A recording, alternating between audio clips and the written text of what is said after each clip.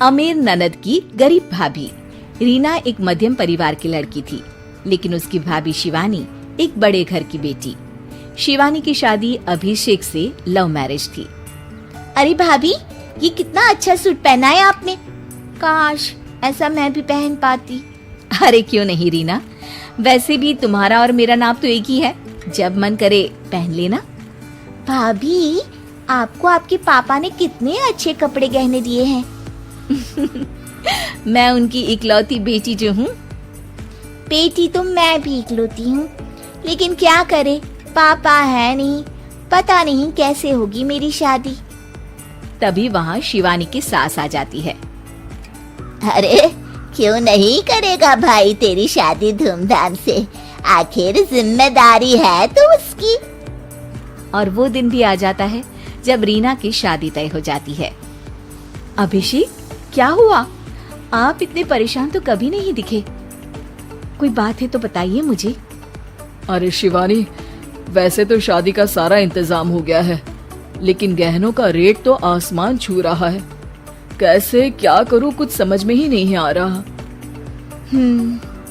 थोड़ी देर में शिवानी अपने पूरे गहने अभिषेक के सामने रख देती है। ये लीजिए, गहनों का इंतजाम भी हो गया। अरे नहीं नहीं शिवानी, मैं ये गहने किसी हालत में भी नहीं ले सकता। ये तुम्हारे पिता ने तुम्हें दिया था, और तुम हो कि। तभी वहाँ सास आ जाती है।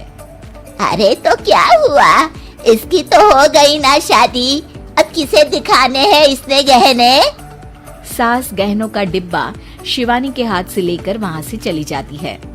रीना की शादी धूमधाम से होती है और अब वो बड़े घर की बहू बन जाती है। वहीं रीना की शादी के बाद शिवानी और अभिषेक उसकी शादी के कर्जों से डूब जाते हैं। मैं सोच रही हूँ नौकरी करनी शुरू कर दूं। वैसे भी पढ़ी लिखी हूँ, आपकी थोड़ी मदद भी हो जाएगी।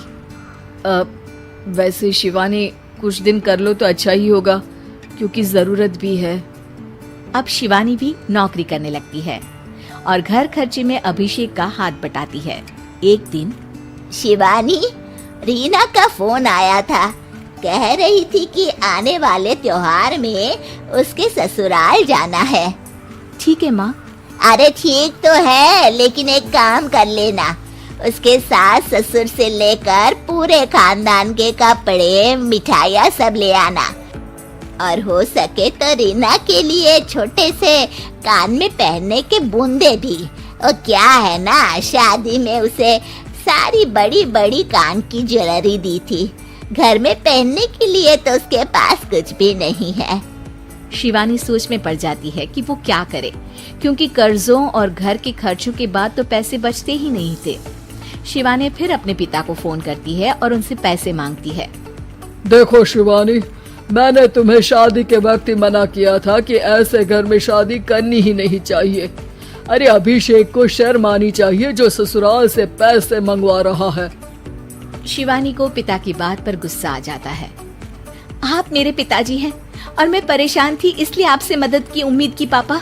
अभिषेक को तो पता भी नहीं है कि मैंने आपसे पैसे मांगे हैं। शिवानी सोचती है कि वो अभिषेक से बात करे, लेकिन फिर उसे लगता है कि वो टेंशन ले लेगा। तभी शिवानी की नजर हाथ के कंगन पर पड़ती है। सीधे बाजार जाती है और उसे बेचकर ननद के घर ले जाने का सारा सामान लेकर आती है और सास के सामने रख देती है। हाँ ठीक है, लेकिन फल थोड़े और अच्छी क्वालिटी के होने चाहिए थे। शिवानी कुछ नहीं कहती, वहाँ से चली जाती है। एक दिन शिवानी, रीना का फोन आया था, बहुत रो रही थी। क्यों माँ, क्या हुआ? सब ठीक तो है ना उसके ससुराल में? अरे तूने तो उसकी नाक ही कटवा दी। अब मैंने क्या कर दिया माँ? कह रही थी कि बड़े घर की बहू है भाभी, जो कपड़े दिए वो ब्रांडेड भी नहीं थे। तू तो जानती है ना उन लोगों का पहनावा कितना अच्छा है। तू तो मेरी बेटी का भला कभी सोचती नहीं। हाय भगवान, अरे बड़े घर की बहू है, इसी बात की जलन है ना तुझे, लेकिन याद रख मेरी बेटी का सोचने के लिए भगवान है। तुम लोग कभी उसका बुरा नहीं कर पाओगे। अब शिवानी के मन में सवाल था कि क्या ईश्वर सिर्फ रीना के साथ है, उसके साथ नहीं। लेकिन उसे सुकून था कि वो अभिषेक के साथ उसकी जिम्मेदारियों को निभाने में बराबरी की हकदार है। शिवानी वहां से चली जाती है। वो सास से कुछ नहीं कहती, क्योंकि अमीर घर की बहू बनकर रीना को भले ही सुकून ना हो, लेकिन गरीब घर की बहू बनकर शिवानी खुश है। क्योंकि खुशी पैसों से नहीं, परिस्थितियों पर निर्भर करती है।